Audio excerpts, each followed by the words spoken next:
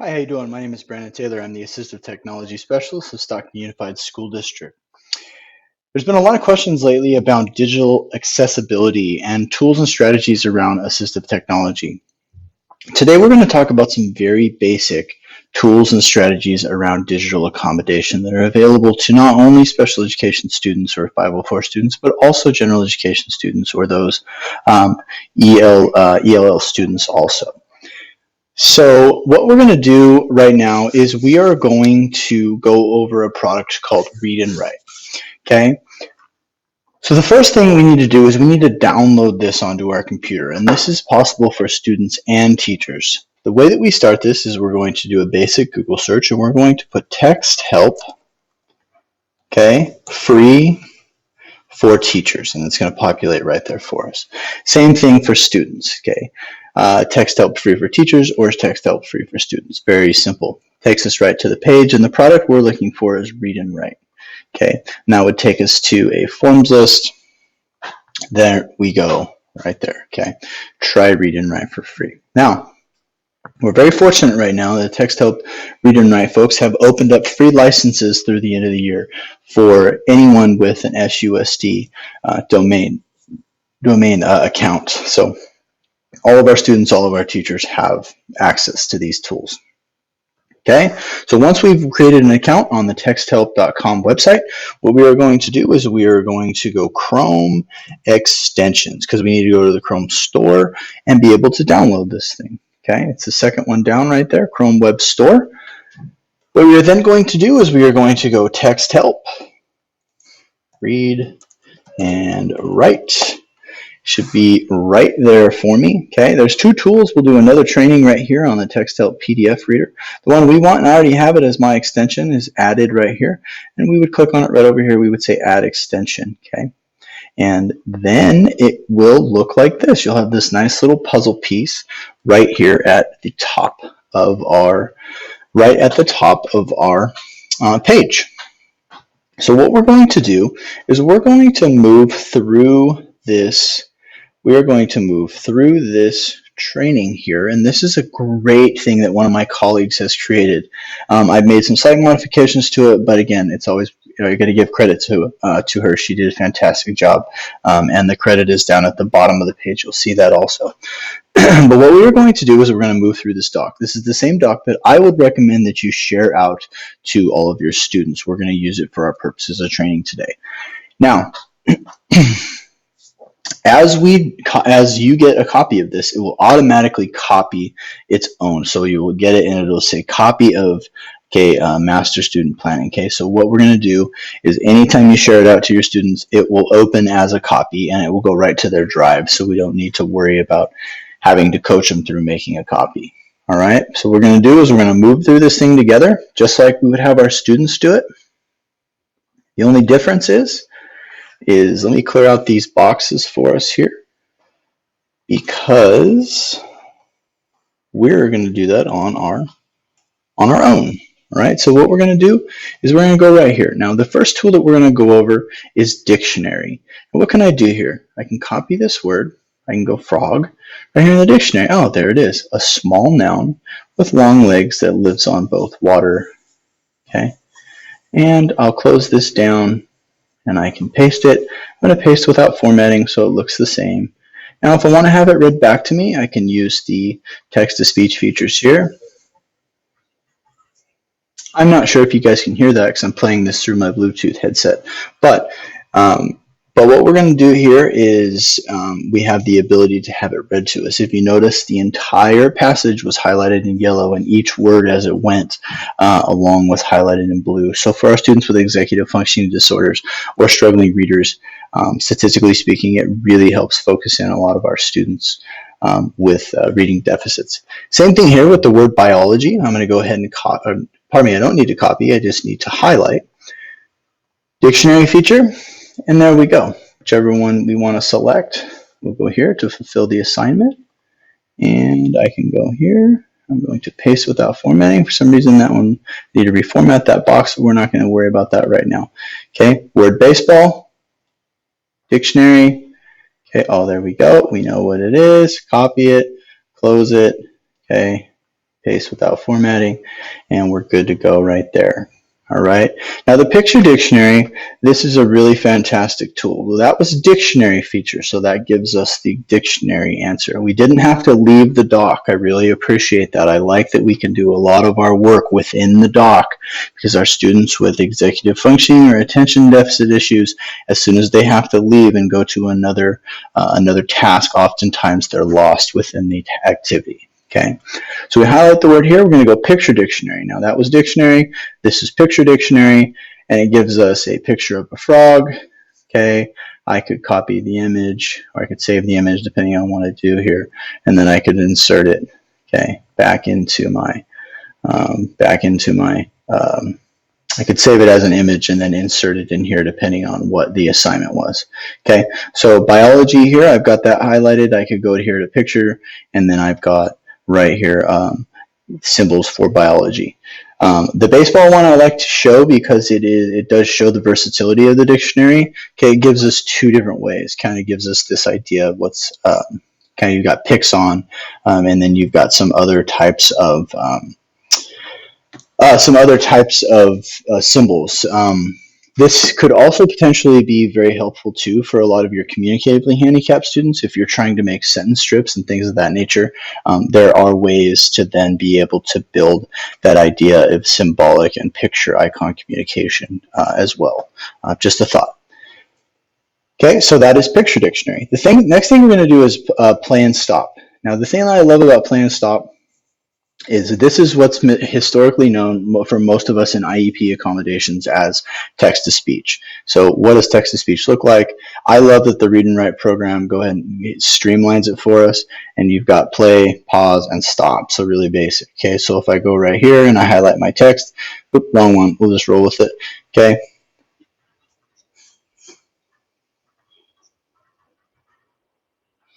Now, I think that's really fantastic right there because I did that very quickly and very easily. I was able to just move right into my play, pause, and stop, have it read to me, have it highlighted. If I needed to pause it, I could pause it and it would pick up right where it left off. Play, pause, and stop is a great way to be able to integrate text-to-speech accommodations for any student.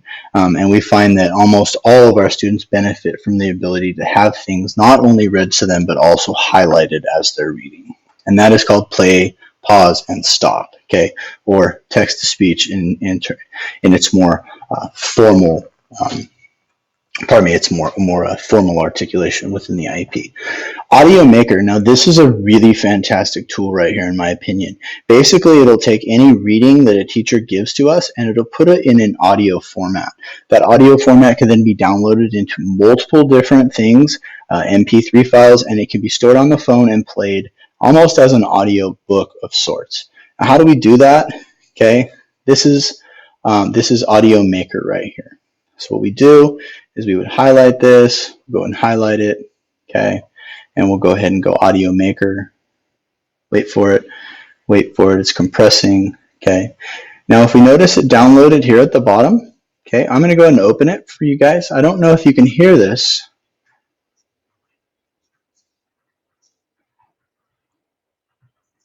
I'm not sure if you guys were able to hear that because again, I'm using my Bluetooth speaker, my Bluetooth headset.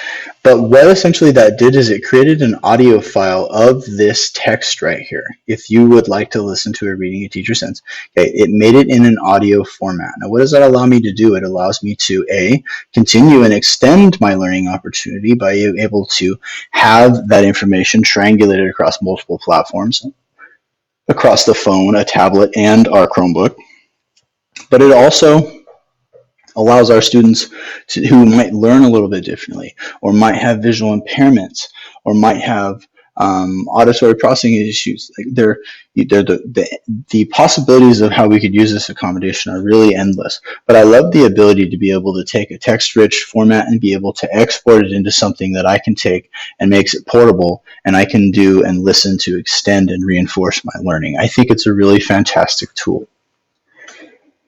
Web search, and this is really, really great. I think this tool is wonderful. I think that we can really take our papers and our production and our education to the next level with this. The web search feature is very basic, and we'll go with this one. Okay, most watch 80s movies. I mean, who doesn't like 80s movies, right? So we're going to go here, most watch 80s movies. Oh, come on. Who's guessed? Dirty Dancing, Top Gun. Dirty Dancing, Top Gun.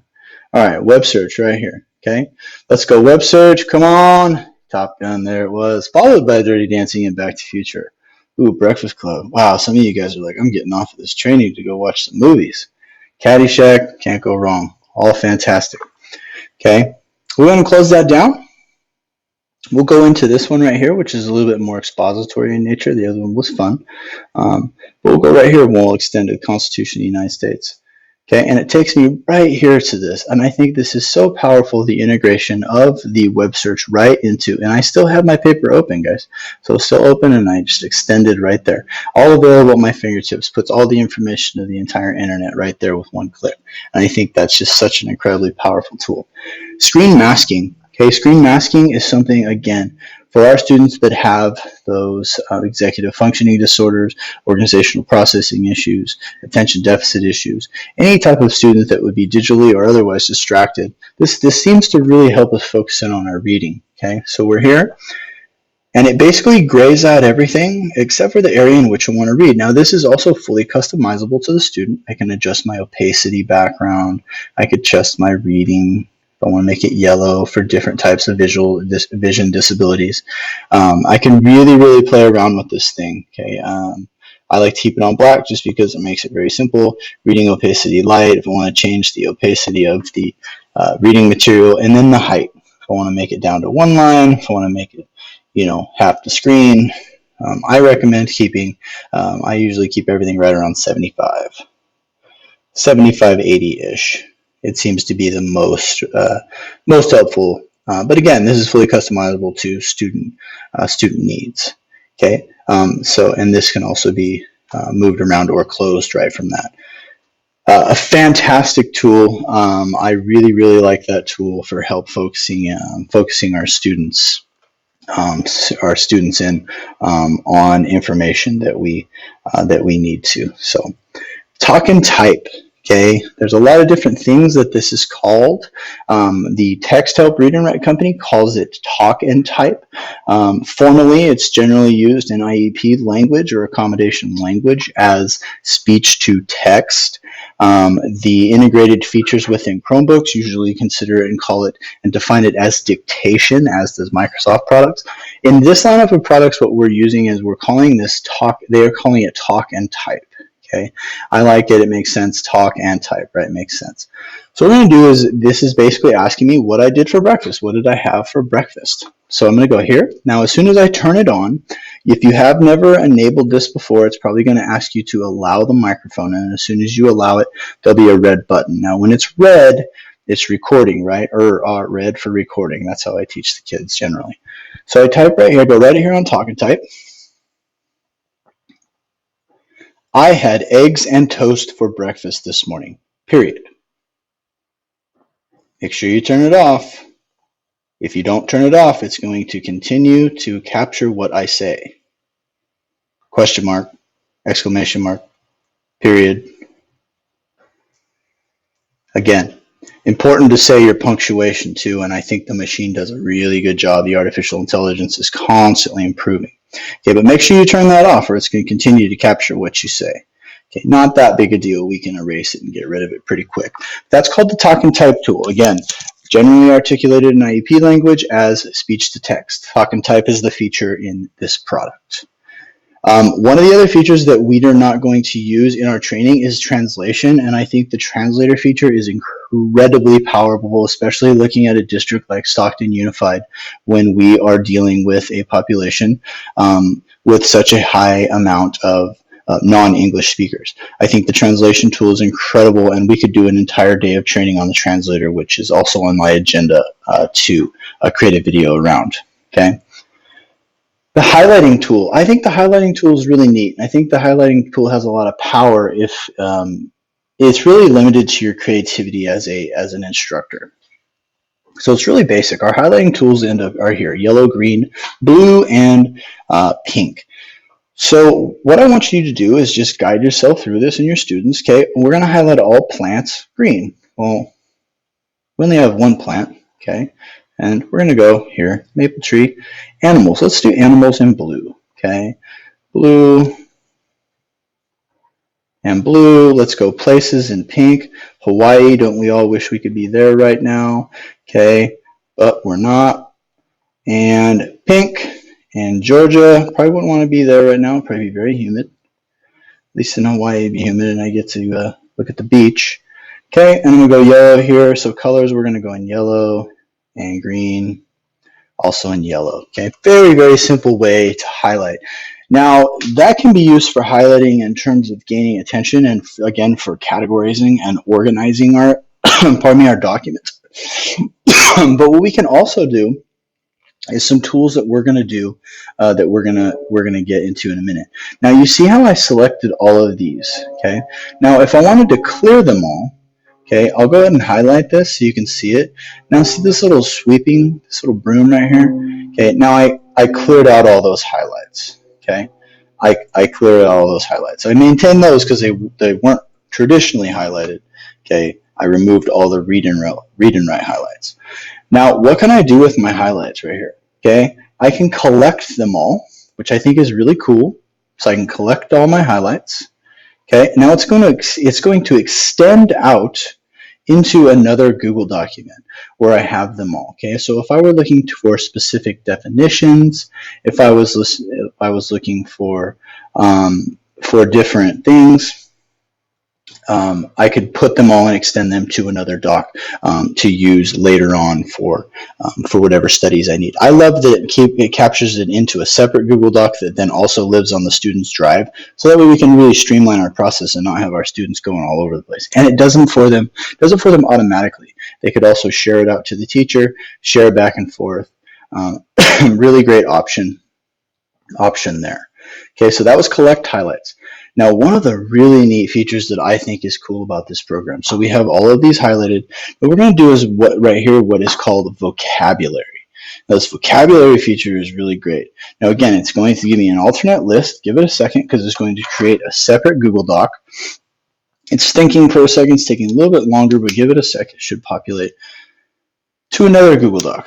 Now, in this Google Doc, I think this is really powerful. Okay, so we've got Alaska, right? Let's just say we were doing something on Alaska. It gives me the meaning, gives me the symbol, and then it has this option here like for notes. Now, if I turn on my Google Read and Write little puzzle piece, I can go here. I can use my talk and type feature. I can go notes for Alaska are found on page 276, period. This will be on next Friday's quiz. Study over the weekend, period. Turn it off so it doesn't keep capturing me, and there we go. Now I have notes about this thing, whatever I need those notes to be. Again, this was created and captured in a separate Google Doc that goes into my drive. So the student really had to do very little, and they can go right back to the master doc or whatever they were working on. This can be used for, coming back to later, for extended educational opportunities, study material, or anything else that we need to use for.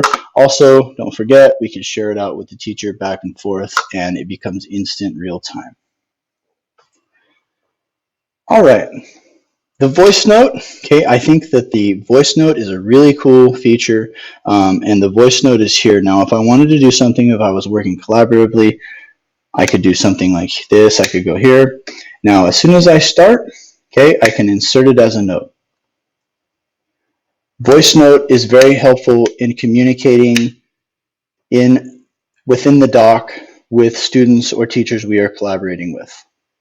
Okay, so if I need to play it back to myself, I could hear it. Okay, I could re-record it if I wanted to, but then I could insert it. Okay, now anytime you see this color right here, it means it's compressing. It's compressing. Then it exists over here. Okay, and then here's my note. Now my note can be seen by the teacher, can be seen by anybody else who I am collaborating with. I can see it live right here. I can play it. Okay. Again, I'm not sure if you guys can hear that, but it is just reading back to me exactly what I inputted. And then you can also type notes, okay, and your teammates, your collaborators, or your teacher can also get back to you.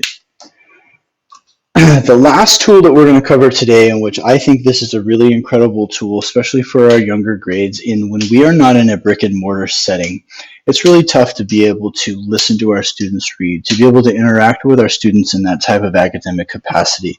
And I know for myself, it's been really challenging not being with my students, not being able to get in front of them, not being able to have those conversations, check in on their progress.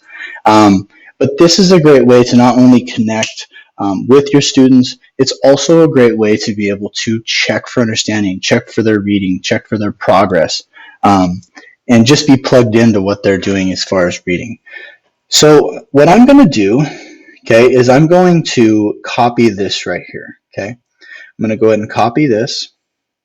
Now, when I go up here and I go to this read aloud feature, practice reading aloud, it takes me to another page, all right? Now, what I can do is I can go right here. I can read it, okay?